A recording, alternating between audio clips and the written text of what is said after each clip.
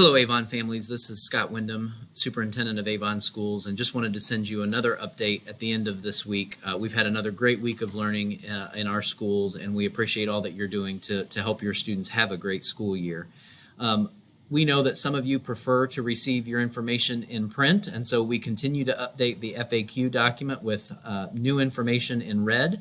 And we've also heard from some of you that like to watch a short video, so we're going to continue to try to communicate in as many different ways as we can to share information with you and with our staff.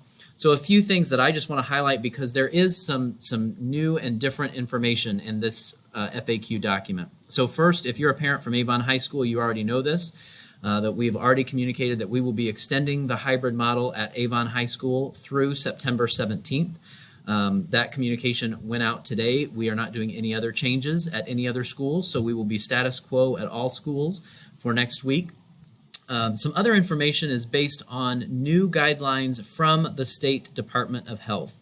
So from the State Department of Health, some new things have changed in relation to the COVID symptoms. So they've clarified the symptoms that we should be looking for ourselves and for our children when it comes to COVID-19. So they've removed some that we struck through so you could see those, and they've also clarified some of the other symptoms that exist. So I think this will be helpful as we try to narrow our focus and get better at identifying the symptoms that require us to stay home.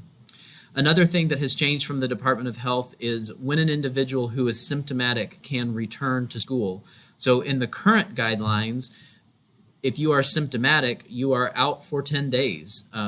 Your child is out for 10 days from school in an isolation period.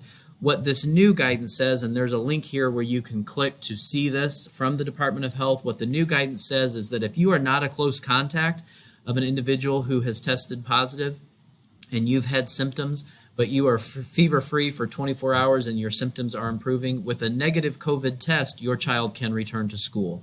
So that is a change for us and one that our nurses will help us implement. So as long as you're not a close contact, your symptoms are improving and you've been fever-free, if your child gets a negative COVID test, they can return to school. We've also updated the link to is here for our website where we've put information related to positive cases and quarantine numbers. Another key piece of information that has changed from the Department of Health is that if anyone in your house has a pending COVID test, your child needs to stay home. So if you have one child who has a pending test and you're waiting on those test results, your other children need to stay home until those test results come back negative. If you as a parent have a pending test and you're waiting on those results, you should keep your children home until we get those results back and they are negative. So that's a change as well, and again is all helping us make sure that we are keeping our schools as safe as possible. Another piece just to emphasize, this was in last week's FAQ, but we wanted to make sure it was clear. Most gaiters, the thin face coverings that you pull up over your mouth and nose, most gaiters are not appropriate for school based on the Department of Health guidance. They're too thin. So in general, kids should not be wearing gaiters to school. There may be some cases where they're thicker and multi-layered, but in general, most of the gaiters that we're seeing are thin, so kids should not be wearing those to school. If you have any questions, please reach out to your child's school nurse, your child's principal or assistant principal, or any of us here at the central office, and we will do our best to answer your questions. Thanks, and have a great weekend, and we look forward to seeing your students again next week.